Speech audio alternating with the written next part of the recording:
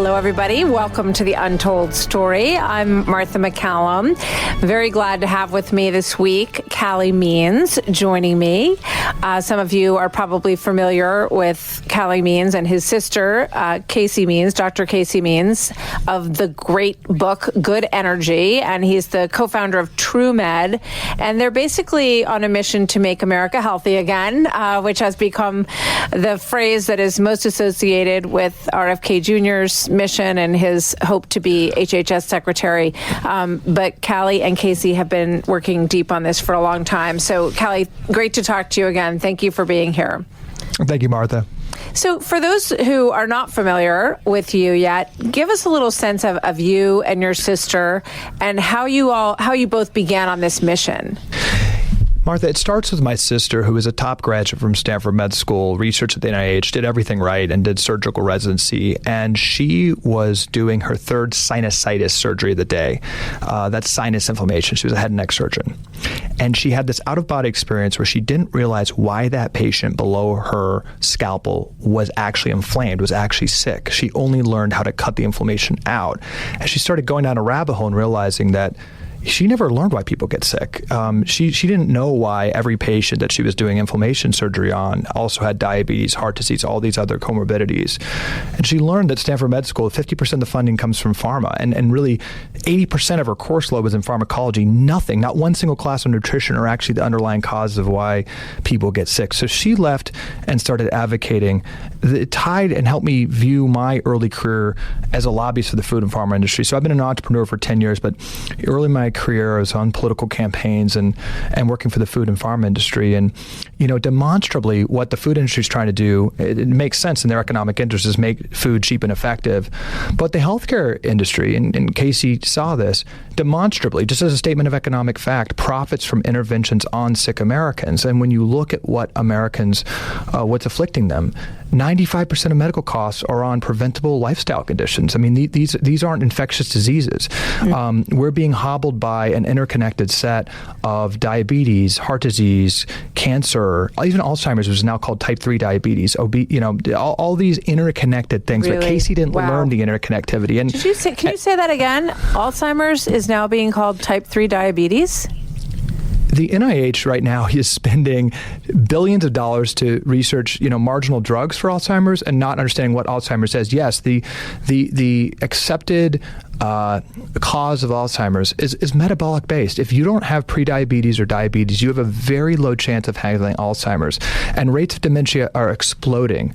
Our whole body is an interconnected, beautiful system, but doctors don't learn that. Yes, and just like heart disease and obesity, which we can understand is tied to our environment and our food, so is Alzheimer's. All these conditions are interconnected. Infertility, PCOS, which is afflicting a lot of women right now, the leading cause of infertility, is insulin resistance. It is a metabolic issue that can be dramatically reversed, and fertility can be increased through keto and other type of low sugar diets that is actually the standard of care in Europe. What Casey learned at Stanford Med School is that's not how doctors are trained here. They're trained to wait for people to get sick and then perform interventions, and that's how our system makes money. It's really unique in America, and it's an incentive problem from our captured health authorities. So that helped me put together my time seeing kind of inside the system, inside these industries. And then it all came together. We had a very common experience. Our mom had a pain in her stomach, went to get a scan, got a text saying she had stage 4 pancreatic cancer, died 12 days later. And why we're on this mission, Martha, is because the doctor, the oncologist at Stanford, told my mom that it was a tough break, that it was unlucky. But cancer rates are at an all-time high right now. Alzheimer's rates, obviously obesity, everything's going up all at once, particularly for kids. And this is not unlucky. These are interconnected issues that we're not getting the root cause of. And, I think that's the real opportunity we have right now, because at its core, Bobby Kennedy and President Trump weren't talking about, adjusting, the Medicare Part D policy, page 500. They're talking about a spiritual issue where we really are not getting to the bottom of why we're getting sick, and human capital in our country is really being diminished. We're a very sick country.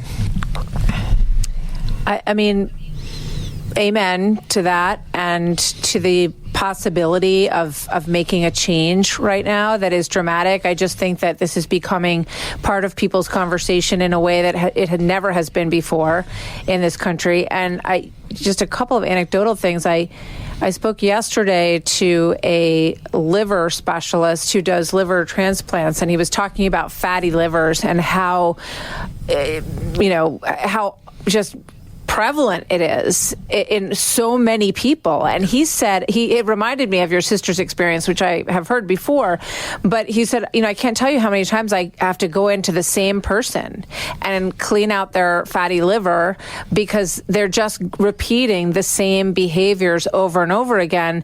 And the solution is surgery all the time. The other thing that strikes me is I have another friend whose daughter really wanted to get into this line of work and wanted to be a nutritionist, and basically was told, that's like a 4-year program, and once you get there, you're not going to make any money and you won't be able to really support yourself as a nutritionist. Really discouraged by the medical industry about what she should do.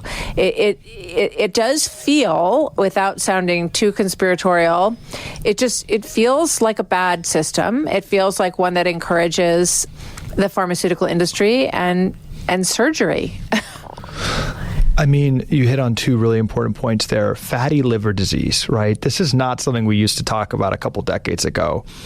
The latest estimates from the NIH is that over 15% of teens have fatty liver disease. You only used to see this in elderly alcoholics, right? And that's just one branch of this tree. I mean, 50% of teens being overweight or obese. I mean, what a crime. Like, this is not personal responsibility. Parents aren't trying to poison their kids, and kids aren't trying to do this. There's something really wrong. The rates of obesity for children is under 3% in Japan. This is unique in America, and they saved this for after the election, but the Biden administration on their way out actually released a new report saying that 38% of teens are pre-diabetic. When our grandparents were around, that was 0%. 0% of teens were pre-diabetic. There's something really, really evil happening. 38% of teens. And what is prediabetes? That's our cells crying out for help. Our cells by just not being able to produce energy efficiently because of these toxins that we're putting into our bodies. That's what diabetes and prediabetes is just one branch of the tree. If you're a child or young adult before 30 and get diabetes, you're going to live 14 years less than an average American. You're almost certainly going to have more depression and more other comorbidities. We're basically signing up our kids for a less productive, less happy life. And you mentioned another important thing. Let's get away from the conspiracies. And this is really what Casey and I have been trying to hammer. It's not a conspiracy. It's a simple statement of economic fact that the pharmaceutical industry, the hospital industry, and the insurance industry make more money when more Americans are sicker for longer periods of time. And they lose money when Americans are thriving and healthy. There's nothing conspiratorial about that. We, through corruption of our institutions, which Bobby and we can definitely talk about, we have a system that waits for people to get sick, waits for people to poison themselves. In fact, incentivizes that poison. 18% of SNAP goes to soda right now. And the USDA, which is totally corrupt, 19 of the 20 USDA nutrition advisors are paid for by the food and farm industry. They recommend added sugar to 2-year-olds. So our government is recommending crap to kids. Mm-hmm. We're incentivizing with SNAP and other agricultural programs, ultra-processed food.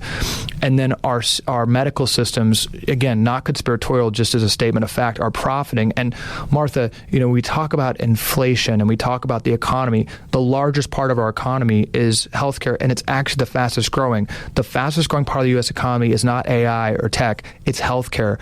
And it's making more and more money as more people get sick, producing worse outcomes. We're living 10 years less than our friends in Japan and Switzerland, 7 years less than Italians. And I always say we're not lazier than Italians. There's something deeply wrong with the fact that our healthcare bureaucracies and healthcare apparatus is corporate captured and incentivized for people to be sick. And we've got to fix that problem. It's a root cause foundational problem that Bobby Kennedy and President Trump tapped into in this election.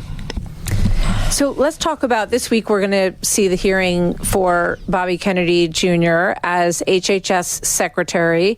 And, just looking at what's out there in the media before we spoke this morning, it's like, the 10 questions that should be asked of Bobby Kennedy Jr. And number one is vaccines, which is not what your main focus is, but we're going to hear about it. So how do you think people should look at his stance on vaccines and listen to the debate on it? What should people know when they listen to this debate? Yeah, what Casey and I are really talking about is there is a complex milieu of factors that impact our metabolic health and our health system to focus on that. And that's food, sedentary lifestyle, our sleep, and it's overprescription pharmaceuticals is a big one. I mean, we shouldn't infantilize the American public not to ask questions about this. 80 immune systems changing shots is a big societal dynamic for American children. We have different vaccine schedules than other countries. We should be able to ask questions about this and not make that a religious issue. On a wider perspective, there's 4.6 billion pharmaceutical prescriptions written a year in America. 40% of teens are on a pharmaceutical prescription. So, this is a really important societal dynamic. And I think you really just have to go to what Bobby has said. And, that President Trump is all about promises made, promises kept. Mm-hmm. The campaign was extremely consistent. Number one, Bobby Kennedy and President Trump did not presuppose or say what's causing childhood chronic disease. They said, we're going to get to the bottom of it. We're going to reset the NIH. And phase one of MAHA, phase one of what we're going to do is restore trust to our scientific authorities. And I can tell you from being in these meetings, I've been just blown away, really. Mm-hmm. There's not one meeting I've ever witnessed where the directive is to presuppose a scientific outcome. The goal of the Trump administration and Bobby is to get money to the best researchers and have them figure out why kids are getting sick. And when it comes to vaccines, that's one data point in this milieu of dynamics to our children. It's, the first act a child receives in their lives at 1 hour of birth is an injection. I mean, these are dynamics. And Bobby's saying it should be studied. Pharmaceutical products should be studied like anything else.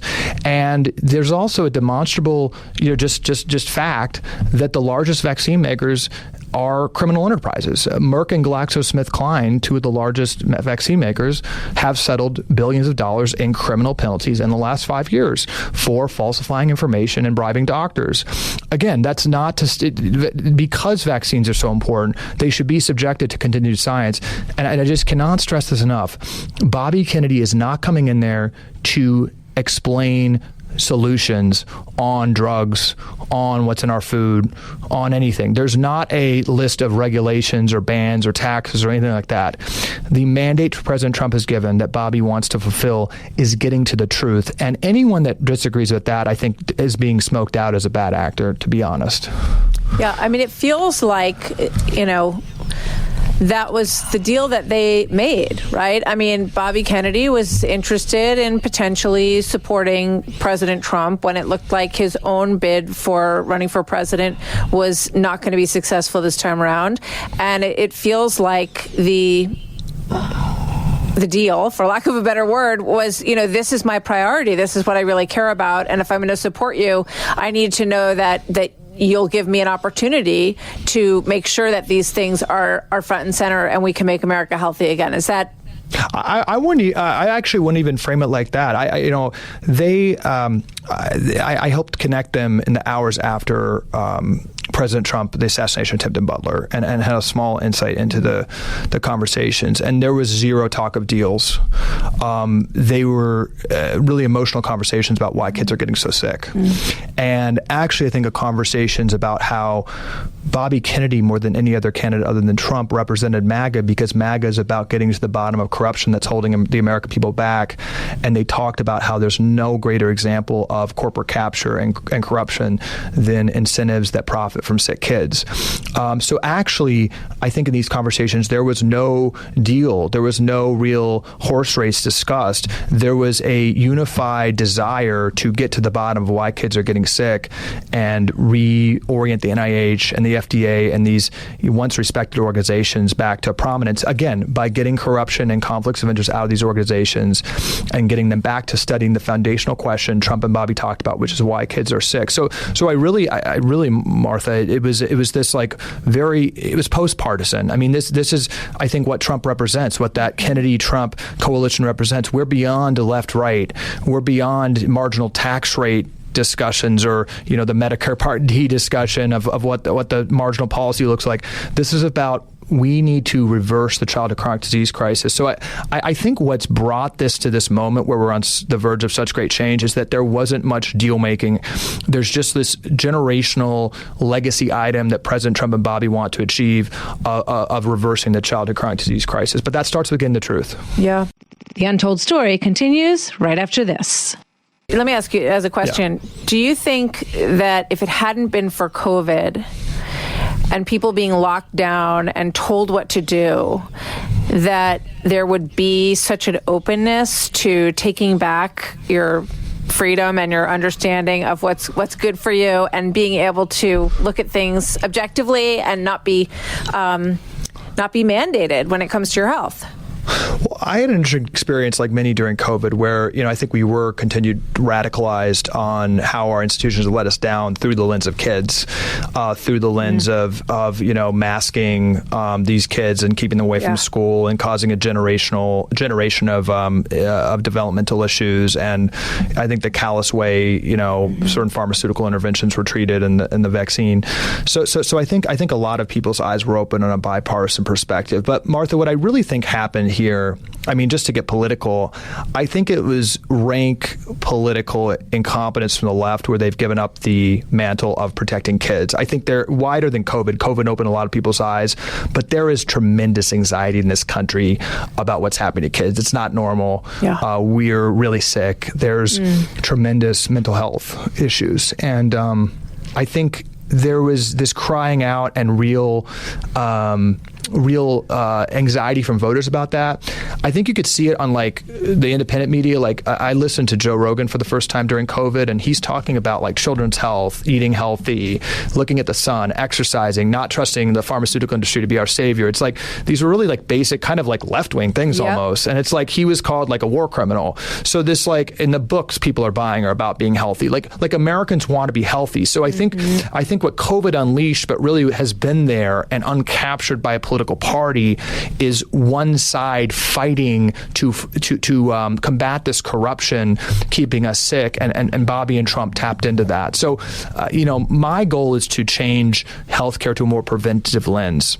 And I think that the politics drives the policy. I think that the President Trump and Bobby Kennedy put together this coalition is really impactful. I think it's why this nomination is so important, because if there's one cabinet secretary that President Trump had a mandate to appoint, it's Bobby Kennedy. I mean, this was discussed throughout the campaign, and this is what people voted on. Millions of women and independents and young people came to the Republican coalition partly because of this issue. There's a true, I think, transformation of politics, one of the historically significant ones. So I think there's this moment to really stand up and speak for these voters who are anxious about children's health.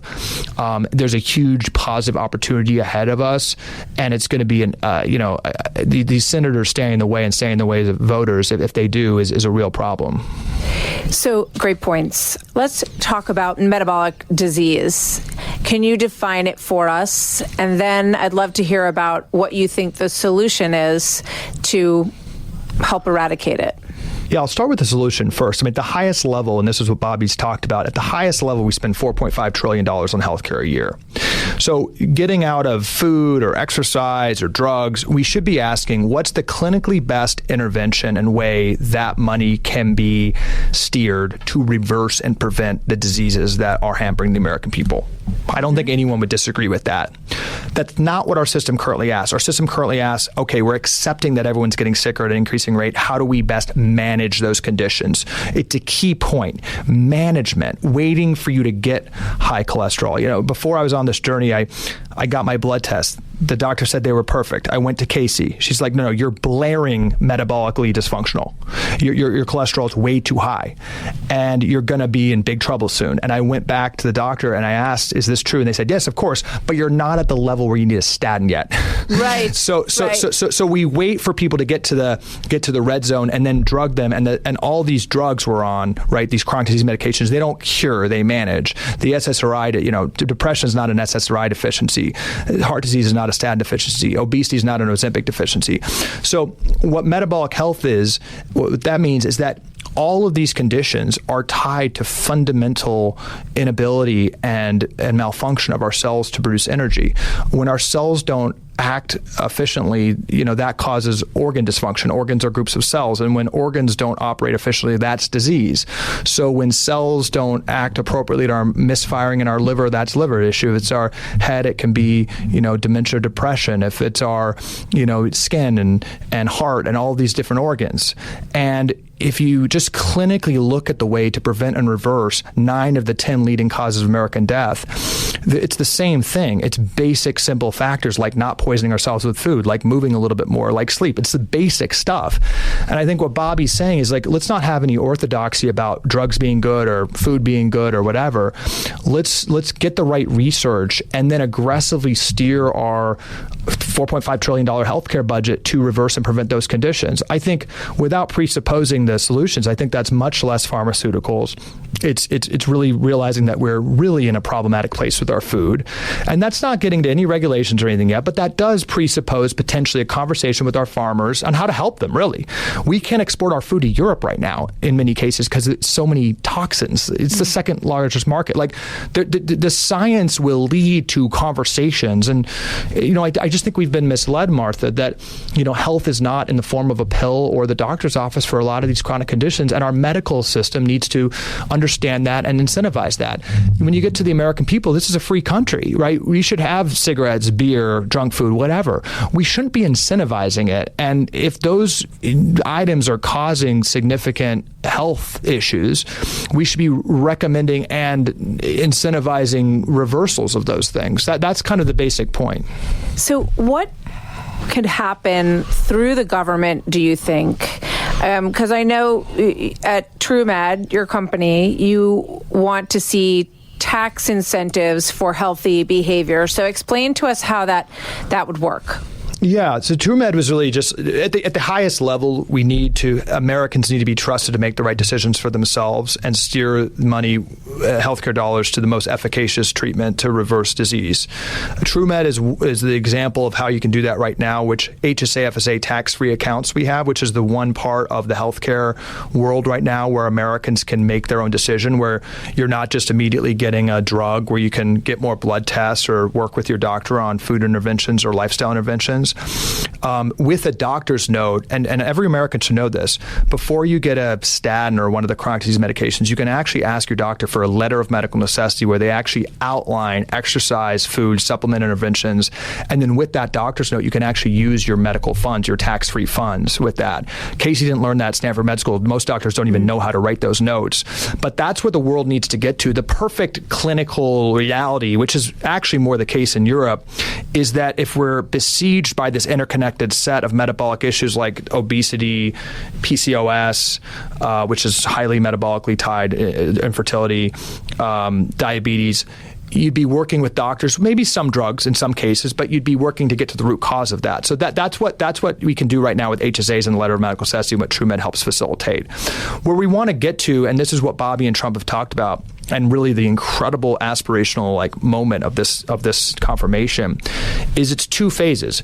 Get the American people the truth, so get the corruption out of the scientific guidelines, get the NIH back to foundational science, ask taboo, brave questions about why we're getting sick, which is a whole host of factors, and then free up flexibility with medical dollars. Right now, Martha, we have a very top-down system. Our medical logic is enshrined by the American Medical Association. Few people know this, but the American Medical Association is the most powerful organization in the country. They set the codes and logic for 20% of our economy. Whenever any listeners at a doctor's office and they get a recommended prescription, that's an algorithm in the computer from the American Medical Association, which the U.S. government has chosen through no law to outsource medical decision-making to. The American Medical Association is a pharmaceutical lobbying organization.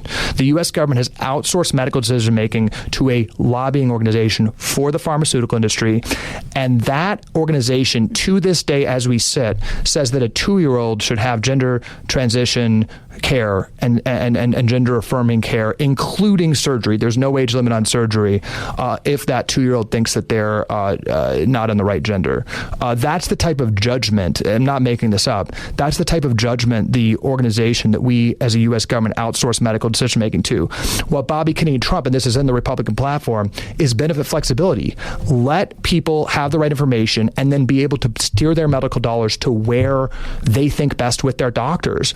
I think a big lie that's being propagated is the American people are lazy. You know, you hear this. Casey learned at Stanford Medical School. They told her, like, oh, we can't do anything. They're going to be lazy, be stupid. No, if you give people the right information and let them make the best decision with their medical dollars, we're going to have a much healthier country. So before I let you go, give me, if you can, a list. You know, people who are listening to this, and it's just overwhelming, and you think, how do I reverse this? You know, how do I start? And you say it's very simple. You know, sleep and what you eat, and all of these good things. So for anyone listening to this who just wants 5 things that they can think about starting or actually start today, what would you recommend? I'll start with the policy, and it gets to exactly your question. We have 400 pages of ridiculous USDA nutrition guidelines. I truly believe it should be replaced with a half page. It should be to limit ultra-processed food for your family, specifically 3 ingredients. If you scour the labels for your family of added sugar, seed oils, which is like soybean, safflower, canola oils like that, highly processed, and processed grains. So any type of refined wheat or flour, which are highly problematic and sprayed with a bunch of chemicals. Those 3 ingredients, those unholy trinity, sugar, seed oils, and highly processed grains, you are 80% there. And I've been shocked, Martha, with the book. I thought it was kind of basic to have just basic lists like that and basic shopping lists. I've received thousands of emails, and my sister and I, from people that they don't even, these very smart, educated people, they don't even have those basic guidelines. But you need to understand, everyone needs to understand that we've been lied to, that it's complicated. If you can truly just limit packaged food, because the packaged food is weaponized. All those chemicals in there are a science experiment to make that packaged food highly palatable and make you want to eat more. And those chemicals probably have additional impacts on our microbiome and cellular health, because who knows what's in there. These pesticides require a hazmat suit. So if you can just get back to whole natural food. I literally mean this, Martha.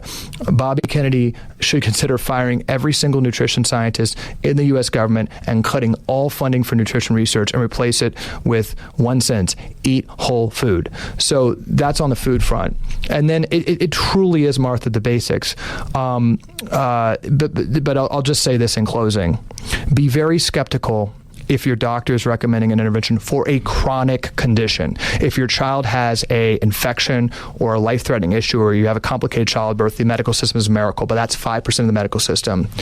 If you have, if you're getting that statin or the SSRI or other drugs that aren't going to kill you right away for conditions that aren't going to kill you, think about getting functional medicine blood testing, thinking about seeing a functional medicine doctor. There's services like Function Health where you can get a full readout of what your blood testing.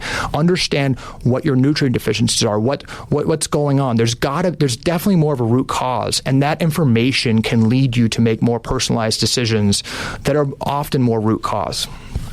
Calley Means, thank you very much. A big week for America's health and the opportunity for a new head of the Health and Human Services agency in the country. We'll be watching all of it and covering all of it. The questions and answers from Robert Kennedy Jr. And Calley Means is part of the brain trust around this movement in the country. And Calley and his sister, Dr. Calley Means, have really opened up people's minds in such a dramatic way across the country. Their book is called Good Energy, and I encourage you to get it and read it and just think about the simple things that you can do to be healthier. Calley, thank you so much. Pleasure to talk with you again. Thank you. I'm Martha McCallum. That's The Untold Story for today, and we'll see you next time. You've been listening to The Untold Story with Martha McCallum. Don't forget to subscribe on Apple Podcasts or wherever you listen. Make sure to rate and review. For more podcasts, go to foxnewspodcast.com. Listen ad-free with the Fox News Podcast Plus subscription on Apple Podcasts, and Amazon Prime members can listen to this show ad-free on the Amazon Music app.